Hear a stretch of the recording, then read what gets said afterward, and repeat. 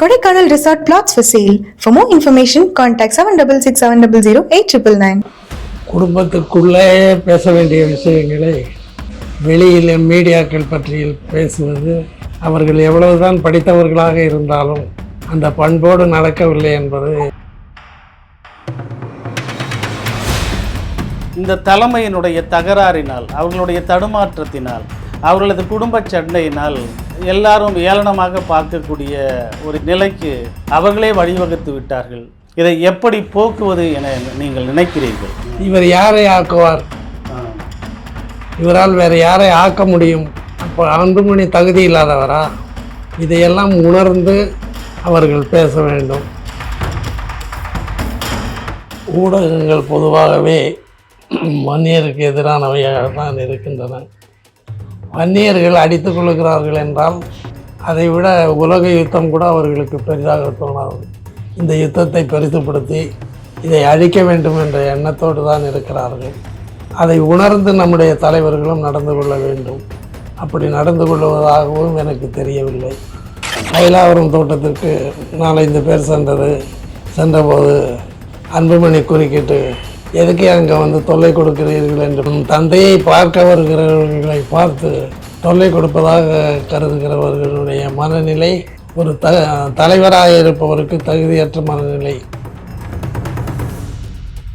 இது தொடர்பாக என்னுடைய ஒரு அனுபவத்தை சொல்கிறேன். நான் அச்சமில்லை முதல் இதழை ராமதாஸை பார்த்து கொடுக்க வேண்டும் இதற்காக ராணிப்பேட்டைக்கு தேடி போய் முதல் இதழை அவரிடம் கொடுத்தேன். அதில் இருக்கின்ற 10 கட்டுரைகளை பற்றியும் ஒவ்வொன்றையும் சொன்னேன். 2 கைகளுக்கு இடையில் வைத்து கும்பிட்டபடி இருந்தாரே தவிர எதற்கும் பதில் சொல்லவில்லை. அதை எப்படி எடுத்துக்கிட்டீங்க ஐயா நீங்கள்? ஒரு தலைவன் அப்படி இருக்கக்கூடாதுங்கிறதான். இனி இவர் முகத்தில் முழிப்பதில்லை என்று சத்தியம் பண்ணிவிட்டு தான் வெளியிலே போகணும்னு சொல்கிறதுக்கு கூட இவர் வாயிலிருந்து சொன்னால் அது எனக்கு தகுதி வந்துடும் நினச்சி ஒரு ஆளை விட்டு ஐயா சொல்லிட்டார போங்க அப்படின்னு சொல்கிற அளவுக்கு கேடு கெட்ட தலைமையாக அந்த தலைமை இருந்தது.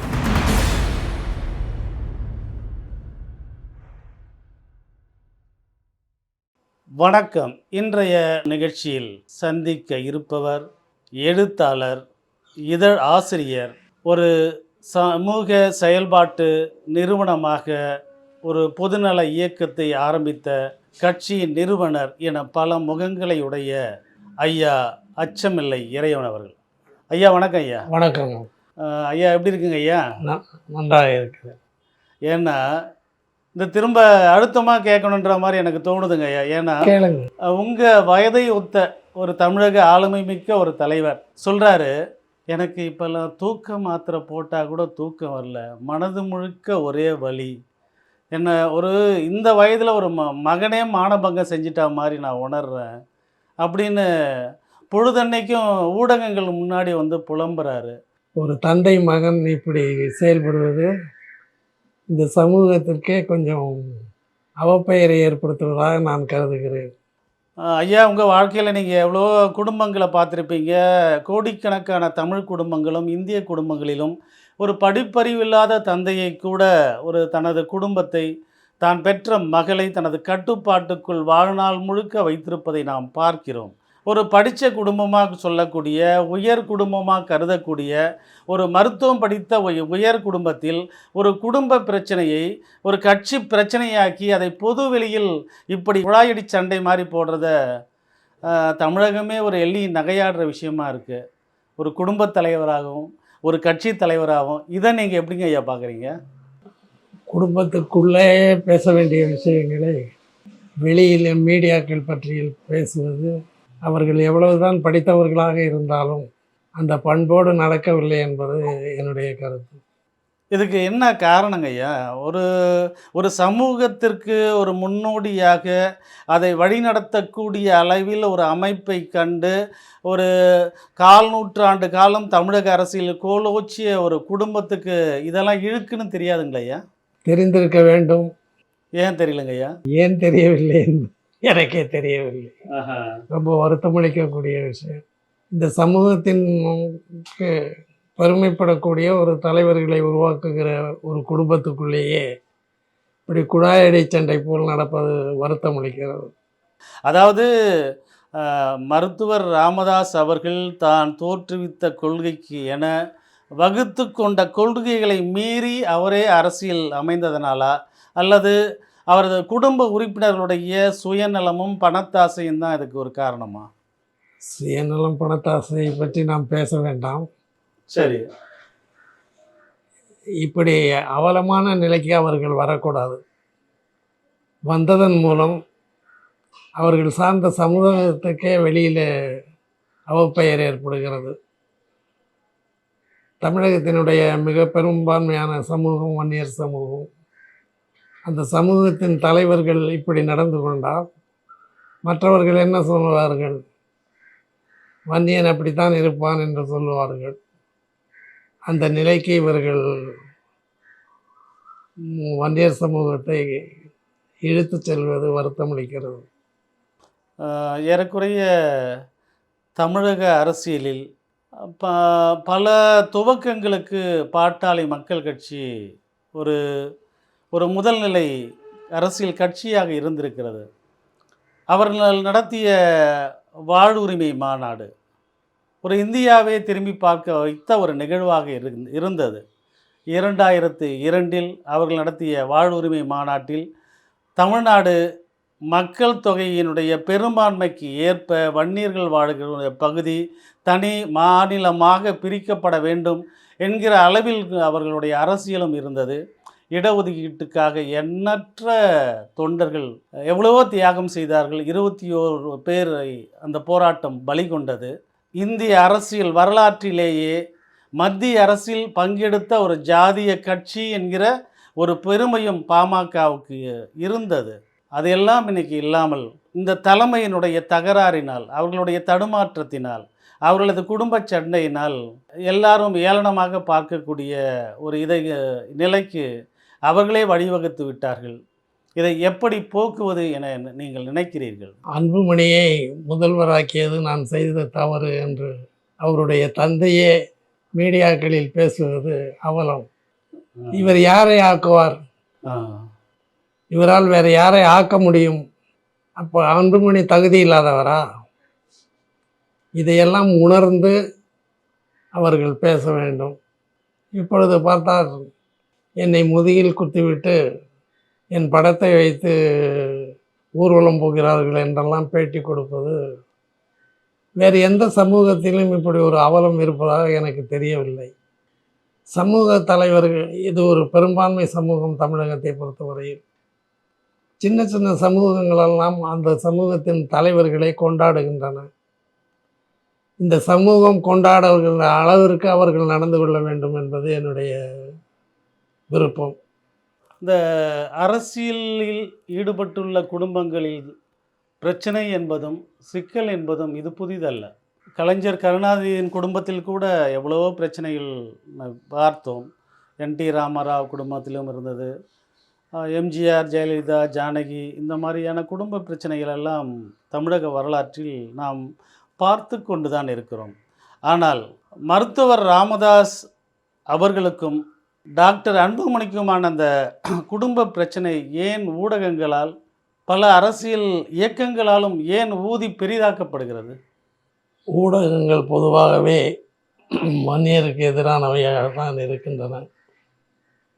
வன்னியர்கள் அடித்துக் கொள்கிறார்கள் என்றால் அதை விட உலக யுத்தம் கூட அவர்களுக்கு பெரிதாக தோணாது. இந்த யுத்தத்தை பெரிதுபடுத்தி இதை அழிக்க வேண்டும் என்ற எண்ணத்தோடு தான் இருக்கிறார்கள். அதை உணர்ந்து நம்முடைய தலைவர்களும் நடந்து கொள்ள வேண்டும். அப்படி நடந்து கொள்வதாகவும் எனக்கு தெரியவில்லை. அன்புமணி மைக்கை மீடியாவிலேயே தூக்கி எறிந்து விட்டு போனதெல்லாம் ஒரு தலைவருக்குள்ள அழகு அல்ல. வளரும் தலைவர், வளர வேண்டிய தலைவர் இப்படி நடப்பதை தவிர்க்க வேண்டும். ஐயா, இன்னொன்றையும் நம்ம பார்க்கலாம். பொதுவாகவே அன்புமணியினுடைய குணநலன்கள் மற்றும் அவருடைய செயல் திறன் பற்றி யாரும் பாராட்டி பேசுகிற மாதிரி எனக்கு தெரியல. தலித் எழில்மலை அமைச்சரான காலத்திலிருந்து தீரன் செயலாளராக இருந்த காலகட்டத்திலும் கூட அரசியல் பற்றிய அறிவோ புரிதலோ அனுபவமோ அதை பற்றிய ஆர்வமோ அன்புமணிக்கு இருந்ததே இல்லைன்னு தான் பல பேர் சொல்கிறாங்களே, உண்மைங்களா ஐயா? இன்னும் சொல்ல போனால் நான் கேள்விப்பட்டது அது உண்மையா என்று கூட தெரியாது. ராமதாஸ் வீட்டிற்கு தோட்டமா என்ன தைலாபுரம் தோட்டம். தைலாவரம் தோட்டத்திற்கு 4-5 பேர் சென்றபோது அன்புமணி குறுக்கிட்டு எதுக்கே அங்கே வந்து தொல்லை கொடுக்கிறீர்கள் என்று பேசுவதாக கூட நான் கேள்விப்பட்டேன். தலைவர் தன் தந்தையை பார்க்க வருகிறவர்களை பார்த்து தொல்லை கொடுப்பதாக கருதுகிறவர்களுடைய மனநிலை ஒரு தலைவராக இருப்பவருக்கு தகுதியற்ற மனநிலை. இது ஒரு அரசியல் தலைமையின் கீழ் ஒரு சரியான பயிற்சியோ அதுக்கான ஒரு வழிகாட்டலோ அன்புமணி பெறலை, இல்லைன்னா அதுக்கு அவருக்கு கிடைக்க பெறலைன்றதை நம்ம சொல்லலாமாங்க ஐயா? நிச்சயமாக சொல்லலாம். அவரை மத்திய அமைச்சராக்குவது நான் செய்தது தவறு என்று அவருடைய தந்தையே சொல்லிவிட்ட பிறகு நாம் என்ன கூடுதலாக சொல்வதற்கு ஒன்றுமில்லை. பாமகவின் துவக்கத்தில் நானோ எனது குடும்பமோ குடும்ப உறுப்பினர்களோ இந்த தேர்தலில் போட்டியிட்டு சட்டமன்றத்திற்கோ பாராளுமன்றத்திற்கோ போக மாட்டோம். அவ்வாறு நாங்கள் சென்றால் எங்களை கட்டி வைத்து அடியுங்கள், தூக்கில் போடுங்கள் என்று பேசிய மருத்துவர் ஐயா அவர்கள் தனது கொள்கைகளையே துறந்துவிட்டு அதை கலைந்துவிட்டு தனது மகனை அமைச்சராக்கினார். இன்று அதே மருத்துவர் ராமதாஸ் அவர்கள் அன்புமணிக்கு அறிவோ ஆற்றலோ அதற்கான செயல்திறனோ இல்லாத நிலையில் அவரை அமைச்சராக்கியது நான் செய்த மிகப்பெரிய தவறு என்று கூறுகிறார். ஒரு தலைவன் இப்படி செய்யலாமாங்க ஐயா? ஒரு சமூகத்துடைய முன்னோடியாக இருக்கிறவர் இப்படி செய்யலாமா? அது அவர் செய்த தவறுன்னு சொல்லி இப்போ சொல்கிறதுல என்ன பிரயோஜனம்? இல்லை, அது ஒரு எதிர்கால சமுதாயத்துக்கு அது ஒரு ஆலோசனையாகவும் வழிகாட்டலாகவும் அனுபவமாகவும் இருக்கும் இல்லையா? அப்படி வேணால் எடுத்துக்கலாம், அப்படி எடுத்துக்கலாமே தவிர அவர் செய்தது சரின்னு என்னால் சொல்ல முடியல. இப்போ ஒரு வன்னிய வரலாற்றை மிகப்பெரிய கலைக்களஞ்சியமாக வாழ்நாளின் பெரும்பகுதியை அதற்காக செலவழித்து தொகுத்து இந்த தமிழ் உலகிற்கு அளித்தவர் நீங்கள்.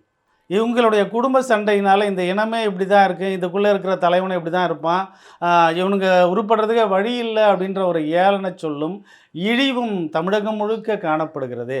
எப்போது இந்த வன்னியர்கள் சின்ன பிரச்சனையை செய்வார்கள், அதை ஊதி பெருக்கலாம் என்று மீடியாவும் மற்ற ஜாதி தலைவர்களும் காத்திருக்கின்ற பொழுது இது நடந்தே தீரும். இப்படித்தான் நடக்கும். அதை உணர்ந்து இவர்கள் நடக்க வேண்டும். இப்போ ஒரு வழியாக திராவிட கட்சிகள் தமிழகத்தை ஆண்டு வரும் வேளையில் 2026 ஒரு கூட்டணி அமைப்பதற்கு, ஆட்சி அமைப்பதற்கு நாங்கள் முயற்சிப்போம் என திமுக கூட்டணியில் உள்ள கட்சிகளே இப்போது பேசி வருகின்றன.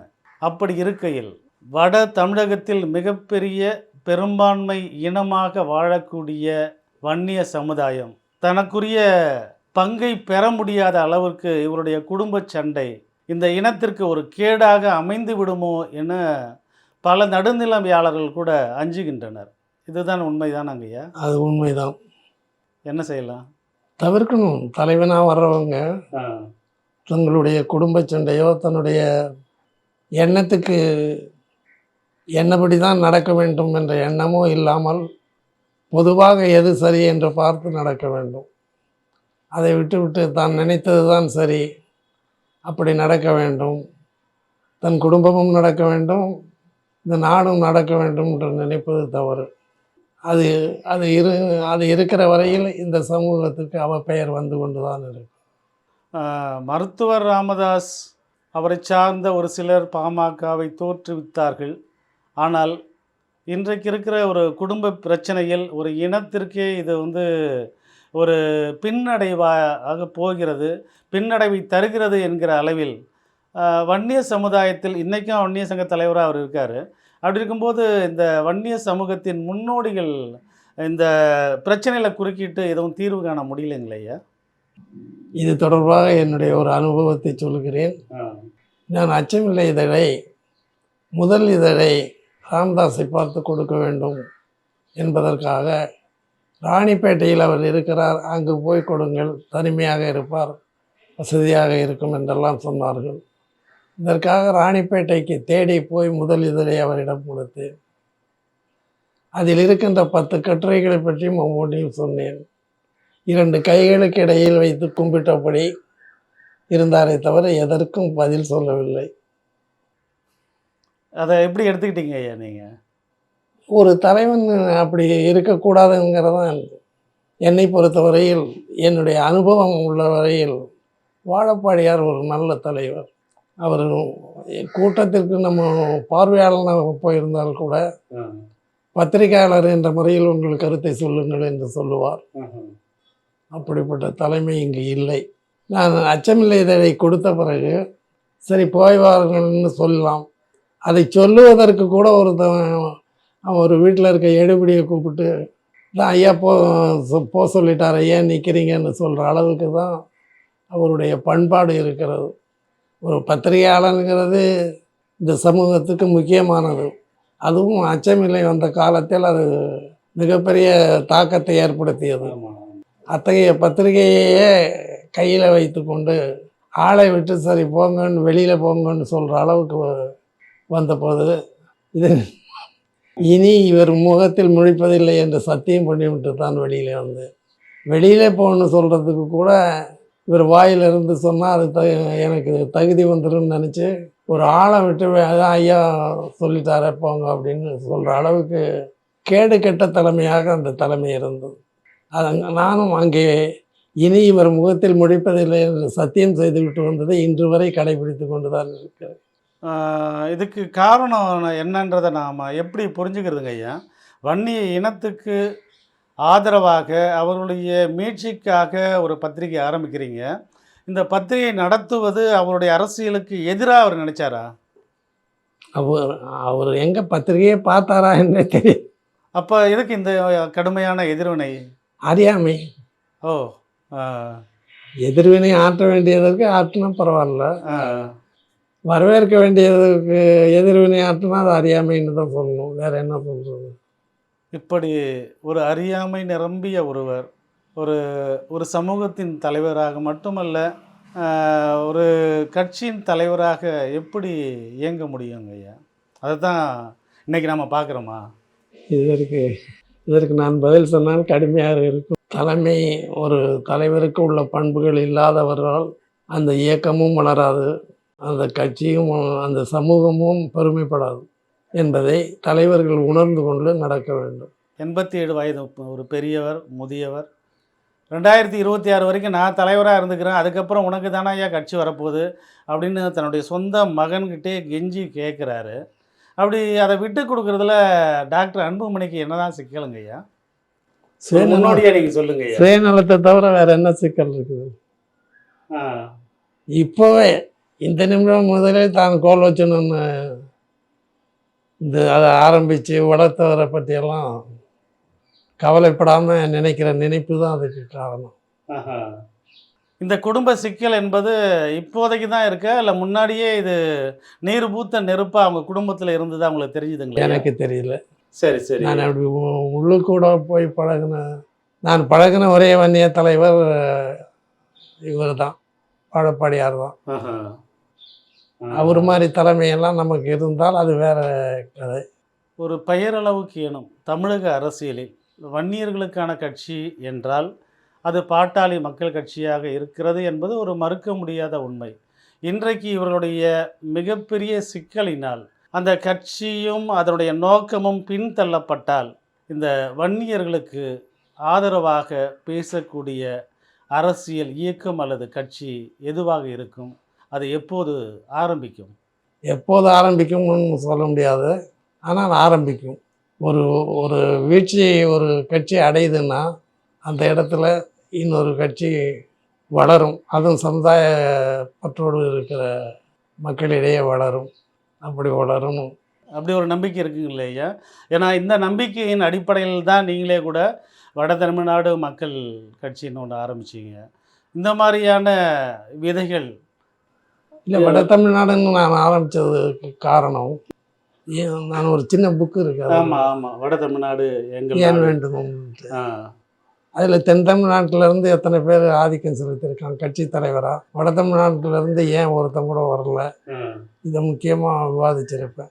அதனால் வட தமிழ்நாடு உருப்படணும்னா இங்கே வன்னியர் சமூக தலைமை வரணும். வராத வரையும் எவனும் இந்த வட தமிழ்நாடுக்கு பற்றி வளர்கிறத நினைக்கவே மாட்டான். அழிக்கணுங்கிறதுல தான் என்ன இருக்குமே தவிர இதை வளர விடுறதுக்கு என்ன இருக்குது? வட தமிழ்நாட்டின் வளர்ச்சி வன்னியர் வளர்ச்சின்னு நினைக்கிற அளவுக்கு தான் நிலைமைகள் இருக்குது. எதிர்காலத்தில் இதில் மாற்றங்கள் எதுவும் வர வாய்ப்பு இருக்குங்க ஐயா? அது வன்னியர்கள் தலைவர்கள் செயல்பாட்டை பொறுத்து தான் இருக்கும். செயல்பாடு இருந்தால் நிச்சயமாக மாற்றங்களை அடையலாம். ஐயா தங்களது ஓய்விலும் இலைப்பாறலிலும் இருக்கிற இந்த காலகட்டத்தில் எங்களுக்காக நேரம் ஒதுக்கி ஒரு மிகச்சிறந்த பங்களிப்பை வழங்கியமைக்காக எனது சார்பிலும் இந்த நிறுவனத்தின் சார்பிலும் எனது நெஞ்சார்ந்த நன்றியை தெரிவித்துக் கொள்கிறேன். நன்றி ஐயா. நன்றி.